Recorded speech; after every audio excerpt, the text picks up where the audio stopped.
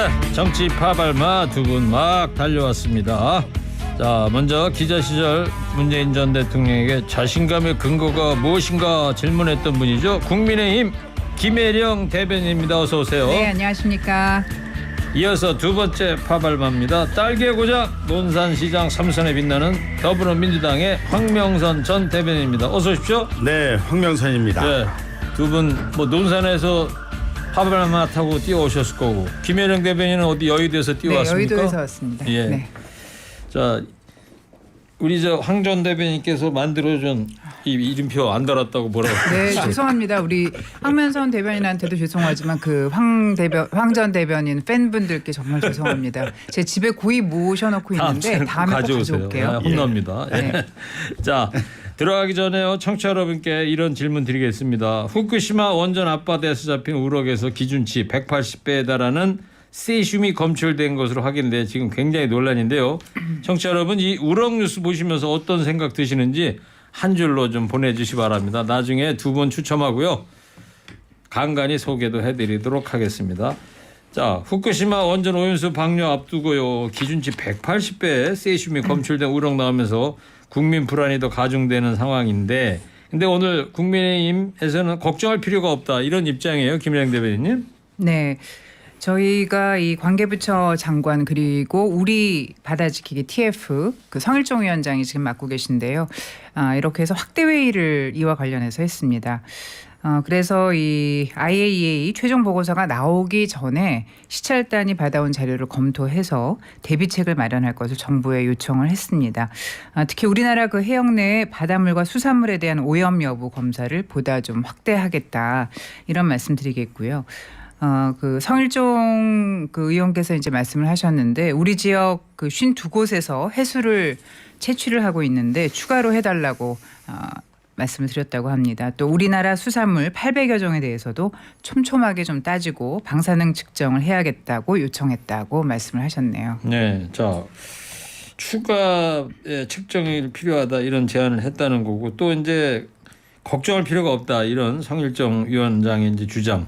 황명선 전 대변인 어떻게 보십니까? 국민들은 걱정을 하고 있어요. 특히 어민과 수산업에 종사하는 분들, 또 우리 식탁에 올라오는 그 일본의 수산물, 농수산물들에 대한 우려, 많은 국민들의 걱정과 염려와 분노들이 있는데 어떻게 국힘의 성일종 의원께서는 우리 바다에 올 가능성이 없다, 그리고 유해하지 않다라고 하는데 방사능 오염수 왜 남의 나라 일처럼 이야기하는지 모르겠어요.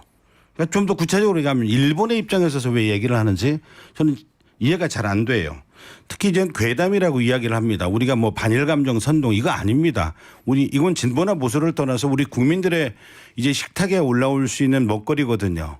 방사능은 몸에 계속해서 쌓이는데, 그래서 몸에 변이를 일으키고 암을 유발시키는 이런 걱정들이 많은데, 이 괴담이 오히려 국민의힘 지도부나 성일종 의원 이런 분들의 이런 입장을 갖고 우리가 거꾸로 괴담을 하고 있지 않나 그런 생각이 듭니다. 예를 들면 오염수를 오염 처리수라고 과거에 이야기를 하고, 그리고 영국의 물리학자 모셔다가 1리터 10리터 마셔도 괜찮다 이렇게 국민들한테 이렇게 설명을 한단 말이에요.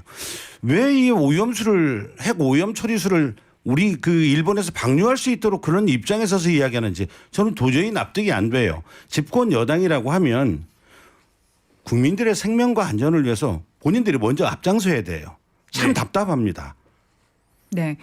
그래서 방금 말씀드린 것처럼 저희 그 TF와 저희 당에서 좀 더 세심하게 그 정부에도 요청을 했고 세심하게 살펴보겠다 말씀을 드린 것이고요. 저희가 어떻게 우리 대한민국이 일본의 입장일 수가 있겠습니까? 그리고 일본의 말에 저희가 어떻게 동조를 할 수가 있겠습니까? 그것은 저희가 누누이 말씀드린 것처럼 그 일본과의 어떤 감정, 과거의 그런 감정을 사실은 봐서라도 저희가 그렇게 할 수는 없고요.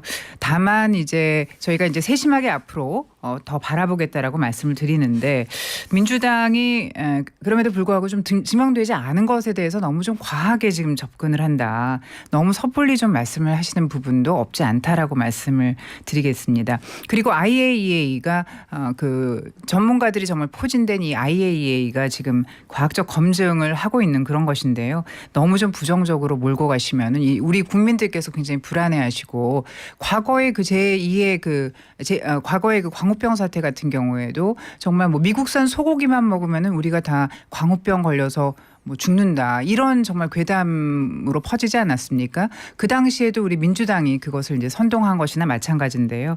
그래서 좀 자제를 해주셨으면 하는 그런 바람이 있고 지금 수산업계 같은 경우도 4월에서 6월까지가 이제 대목이라고 하더라고요. 그런데 지금 이제 많은 분들께서 이제 불안해서 지금 뭐 회나 이런 것들 드시지 않는다고 해서 굉장히 한탄을 하고 계시다고 합니다. 그런 점도 좀 생각을 해주셨으면 합니다. 그 뭐 우리 김 대변인 입장에서야 또 여당의 입장을 갖고 오니까 뭐 이렇게 얘기할 수밖에 없다라고 말씀을 드리지만 이해를 하지만 실질적으로 보면 이건 여야 진보 보수 이런 문제가 아니에요. 국민들의 생명과 관련된 문제이기 때문에 과거 2021년도 6월 29일 날 국회에서 그 당시 국민의힘에 지금 국민의힘의 국회의원들 함께 참여해서 일본 핵폐기 오염수 방류에 대해서 처리할 것을 촉구하는 이 결의안까지 채택을 했거든요. 그런데 지금 불과 한 2년 가까이 됐는데 지금 입장이 완전히 바뀌었어요. 왜 방류해도 괜찮다고 하고 영국의 물리학자도 괜찮다고. 지금 어민과 전문가들은 굉장히 불안하고 우리 신체에 영향을 끼칠 수 있는데 이런 입장에 또 2년 전에 그런 일을 했었으니까 그렇죠. 여야가 2021년 6월 29일 날 여야가 이제 뒤바뀐 그렇죠. 상태였고요. 뭐 중국도 그렇고 그 피지의 그 섬나라의 피지의 내무부 장관이 어제 그런 이야기도 했더구만요. 일본이 안전하면 일본에다 두지 왜 방류를 하려고 하냐. 이렇게 적은 나라도 그 나라의 그 생명과 안전을 위해서 그렇게 장관이 이 일본한테 강력하게 항의하고 요구를 하는데 왜 우리 집권당이나 우리 윤석열 정부에서는 왜 그렇게 그 오염수를 오염 처리수라고 하고 1리터나 10리터를 마셔도 괜찮다고 이렇게 왜 받아지키기인데 우리 지금 오염수가 방류되면 우리 대한민국의 바다가 지켜지겠습니까? 네, 김현행 대변인 반론하시죠. 네, 뭐 누차 말씀을 드리지만 IAEA라는 이 정말 우리 검증된 그런 그 전문가들께서 검증을 하고 계시고 거기에 대한 이제 좀 더 그 세부적인 아마 결과가 나올 거고요. 그리고 아까 생명과 안전 말씀하셨는데 좋은 말씀이십니다. 저희 윤석열 정부가 추구하는 것이 바로 국민들에 대한 안전 그리고 또 국민의 어떤 그 개개인의 어떤 생명을 저희가 소중하게 생각을 하고 있습니다. 그 점에 대해서 저희가 누구보다도 여러분들께 신뢰를 드릴 수 있다라고 말씀을 그런데 드리고요. 이 대목에서 아까 지금 2년 전에 여야가 함께 다 똑같은 목소리를 냈다는데 왜 바뀌었느냐 이런 거기에 질문을 대해서는 하잖아요. 제가 조금 더 파악을 해보고 후에 말씀을 다시 한번 드리겠습니다. 그게 2년 만에 휴지 조각이 됐어요. 그래서 저는 이제 앞으로 여야의 문제가 아니라 우리 국민을 생각하는 지혜를 모아야 되는 정치권의 입장에서 또 윤석열 정부 또 입장에서 보면 2년 전에 후쿠시마 오염수 방류에 대한 철회를 요구했던 그런 내용들이 지금은 반대 입장에 대해서 휴지 조각이 돼버렸는데 여야 알겠습니다. 국회 차원에서 그런 뜻을 다시 한번 결의하고 네. 국제해양 심판소까지 빨리 이 문제 제기를 해서 방류를 처리할 수 있도록 하지 못하도록 막는 게 네. 국회 차원에서 지금 대응해야 될 가장 중요한 일이다 이렇게 말씀드립니다. 이 건과 관련해서 마지막으로 이 질문 한번 드려볼게요. 일본 오염수 방류가 이제 뭐 7월이라고 하니까 초입기입니다.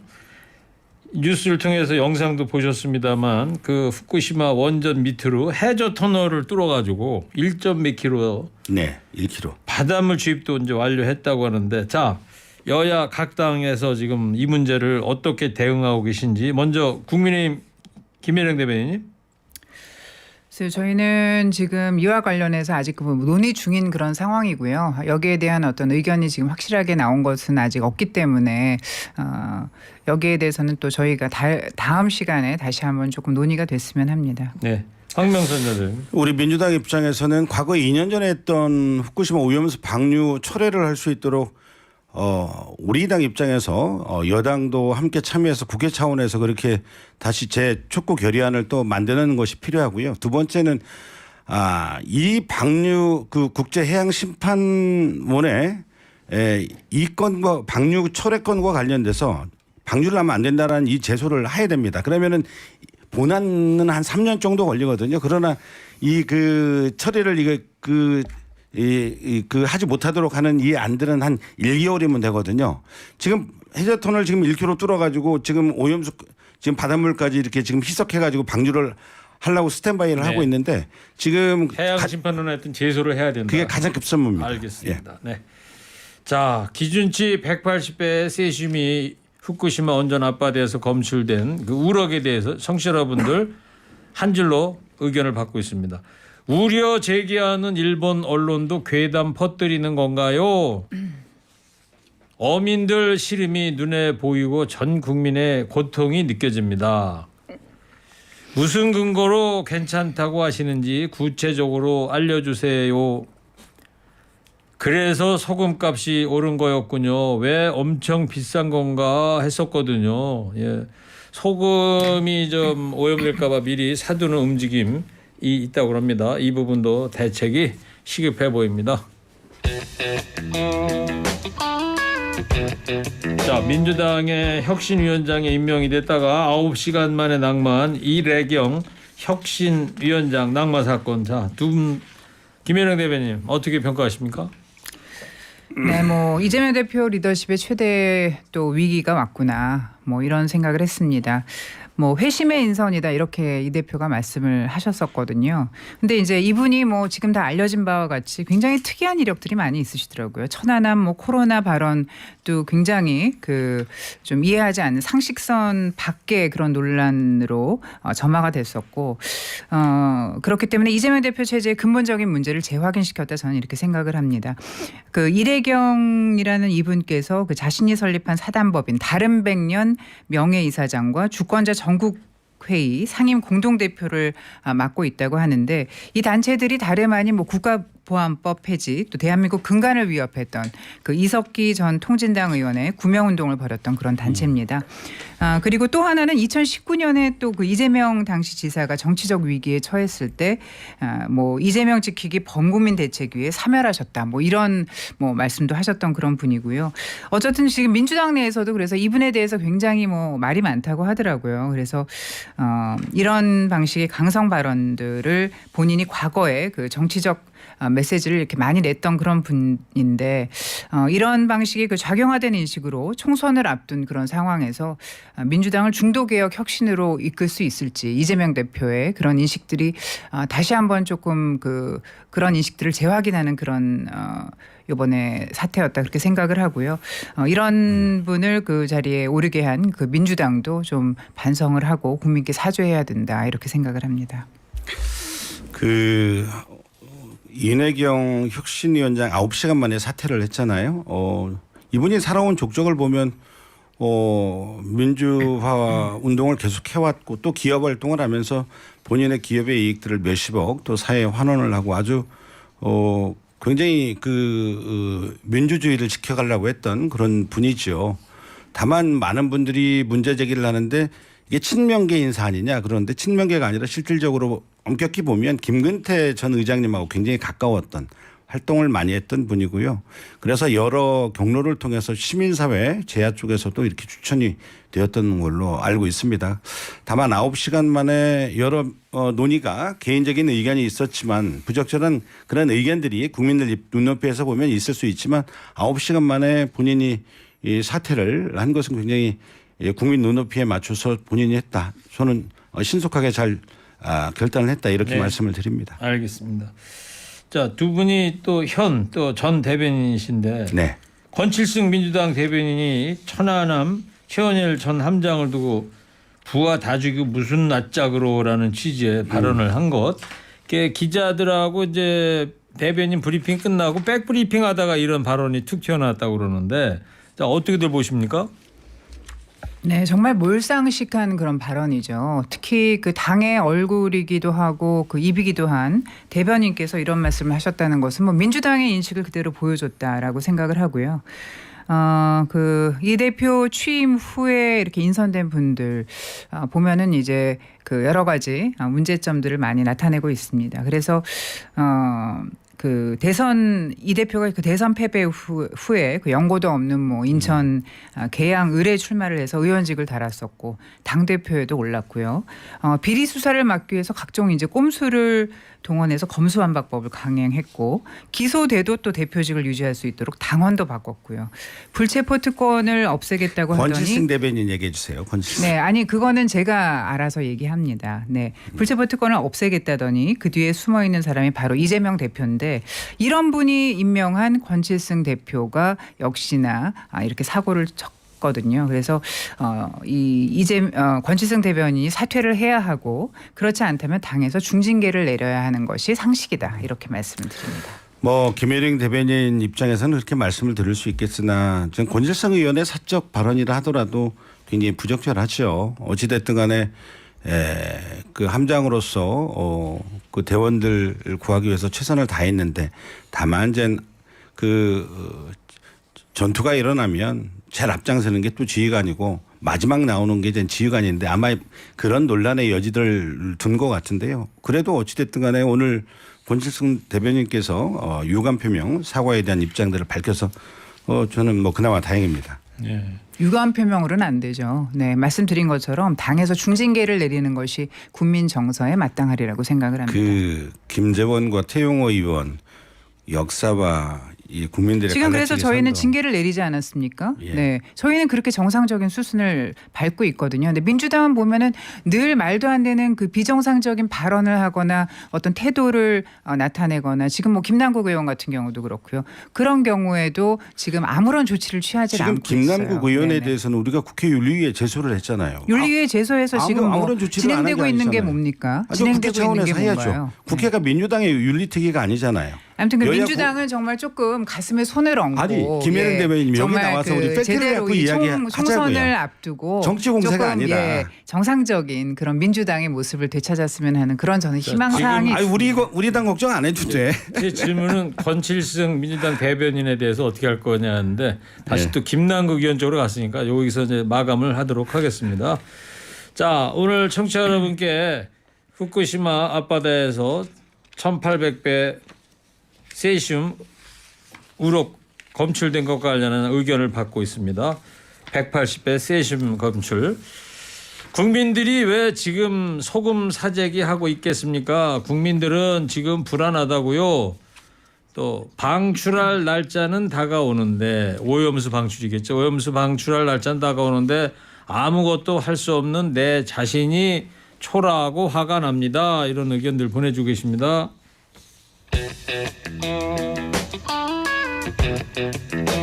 자, 지금 감사원과 성관이 얘기 좀 해볼게요. 아빠 찬스 특혜 의혹으로 공분을 사고 있는 성관이 두고 여야 해법이 지금 엇갈리고 있는데 여당 입장은 뭐예요? 좀 짧게 좀 들어볼게요. 이제. 네. 뭐 재발 방지를 위해서는 이제 실태 파악이 필요한데요. 선관위에서 감사를 수용해야 된다 이런 입장입니다. 그 특혜 채용 의혹을 보면은 이제 뭐 한두 사람의 그런 개인적 일탈이 아니잖아요. 그래서 어느 정도 규모의 그 전수조사를 통해서 잘못된 것은 반드시 바로 잡아야지만이 국민들께서 여기에 대해서 이해를 하실 거라고 생각을. 감사원의 감사를 받아야 된다. 네네. 예. 그런데 이제 야당 입장은 뭐예요? 그 두 가지로 얘기 드릴 수 있습니다. 첫 번째는 그 인사와 관련된 부적절한 이런 찬스를 이용한 이런 인사에 대한 잘못된 이런 내용들에 대해서는 철저하게 수사를 통해서 거기에 대해서 책임을 물어야 되고요. 두 번째는 그럼에도 불구하고 이 선관위는 헌법기관입니다. 행정부, 사법부, 입법부 3권 분립해서 헌법 기반으로 특히 이제 정당과 대통령부터 국회의원 모든 선출직들을 이 선거를 관리하는 중립, 그래서 엄정한 중립과 공정성이 중요하거든요. 그런 의미에서 헌법 기반으로 만든 거거든요. 그런 의미에서 감사원의 감사를 받게 하겠다. 이것은 정치적 다른 의도가 있을 수 있어요. 그런 오해의 소지가 없도록 그렇게 해서는 안 되거든요. 네. 이 두 가지 문제에 대해서 알겠습니다. 저는 이렇게 지적하고 근데 싶습니다. 국민의힘은 선관위가 그동안 편파적이었다 이런 문제를 제기하던데 근거는 어떤 게 있는 거예요? 선관위가 지난 몇 년간의 그 주요 선거 때마다 더불어민주당에 유리하게 좀 편파적으로 해석한 사례가 굉장히 많았습니다. 지금 또 특히 그 선관위원 9명 가운데 7명이 문재인 정부 하에서 뽑힌 분들이거든요. 이분들이 그동안의 그 유권 해석을 하는 데 있어서 굉장히 편향적이었다. 이렇게 말씀을 드릴 수가 있고요. 그렇기 때문에 이 보수 진영에 그 좀 계신 분들이 일반적으로 이 선관위에 대해서 저희가 또 신뢰할 수가 없는 거고요. 그러니까 이 선관위에 대한 보수 진영의 불만이 많이 지금 누적이 돼 있다고 말씀을 드리겠습니다. 그래서 선관위와 민주당의 어떤 그 공생적 동업 관계라고 보는 그런 시각들도 많이 있고요. 네. 네, 이 선관위가 물의를 일으킨 적이 좀 사실 한두 번이 아닌데 지난 뭐 2022년에 그 대선 사전 투표에서 코로나19 그 확진자 뭐 투표 이런 거 있지 않았습니까? 그때도 뭐 소쿠리에 뭐 담아서 선거를 하게끔 하는 등 네, 비닐봉지 했었고요. 그래서 굉장히 조금 예. 문제점이 많이 있었다라는 말씀을 드리겠습니다. 그 선거관리위원회 그 이 특성을 보면은요. 선거관리위원회 지금 위원장이 비상임입니다. 그리고 비상임을 포함해서 9분인데 대통령이 3분, 대법원장이 3분, 그리고 국회에서 3분을 추천해서 9명으로 구성이 돼 있거든요. 실질적으로 보면 여기 9명의 구성원들을 보면 대부분 법 쪽에 근무하시는 분들이에요. 판사와 검사 그리고 법을 다뤘던 이제 그 학자분들, 대학 교수분들이거든요. 3분씩 대통령부터 대통령, 국회 그리고 대법원장한테 3명씩 추천했다는 것은 엄정한 이 헌법기관으로서의 독립적 지위를 갖고 그러니까 문재인 공정하게. 정부가 치우친 인사들은 아니다 이런 말씀을 그럼요. 자 그러면 마지막으로 그래서 6년 동안 임기를 보장했고 네. 이후에 이제 윤석열 정부에서 지금 이제 윤석열 정부에서도 임기가 만료되면 이제 대통령의 권한으로서 또 3명을 추천할 수 있겠죠. 이렇게 엄정한 중립성을 갖고 독립성을 갖고 그 선거관리위원회를 운영을 하려는 국가적 책무를 준 거거든요. 예. 이게 이해관계에 따라서 왜 국힘에서 삼권 분립이라는 게 있거든요. 그리고 엄정한 선거관리위원회의 가장 중요한 것은 중립성이거든요. 지금 알겠습니다. 이렇게 여당에서 계속 자, 이렇게 문제 제기하는 그러면 것은 옳지 않다. 자 마지막으로요. 노태학 선관위원장 앞으로 어떻게 해야 된다고 보세요, 김혜령 대변인님? 당연히 그 책임을 지고 물러나셔야죠. 네, 그리고 지금 아까도 말씀드린 것처럼 감사를 받아야 되고 선관위에 있는 분들 모두 좀 물러나야 된다. 저는 그렇게 생각을 합니다. 물론 문재인 정권에서 임명된 분들이라고 해서 저희가 뭐 거기에 대해서 문제를 제기하는 건 아니고요. 그동안 이 선관위가 그 여러 가지 문제점이 많았습니다. 뭐 지난 그 2023년 5월 그러니까 지난달이에요. 이때도 뭐 북한 해킹 공격을 받고도 이 국가정보원의 보안 점검 권고를 거부하다 뒤늦게 또 수용을 했었고요. 이 헌법상 독립기구인 그런 탓에 지난 60년간 그 외부의 견제를 받지 못했거든요. 그래서 이번이 선관위가 정말 새로 태어날 그런 계기다. 저는 그렇게 그러니까 말씀드립니다. 선관위원장 사퇴해야 된다는 네네. 거고. 황명선 전 대변인. 사퇴해서는 안 된다라고 봅니다. 왜냐하면 지금 왜 정치권에서 독립성을 가장 생명으로 하고 있는데 잘못된 점에 대해서는 인사와 관련돼서는 철저하게 수사를 통해서 거기에 책임을 물어야 되고요. 선관위의 이 그 선거관리위원과 관련돼서는 대통령, 국회, 대법원장 이렇게 공이 추천된 것이기 때문에 독립성이 가장 중요합니다. 이 정치권에서 여기에 개입해버리면 결국 선관위를 다음 총선을 앞두고 집권 여당이 관리하겠다는 그런 측면으로 오해를 할 수 있어요. 국민들한테. 이래서는 안 되거든요.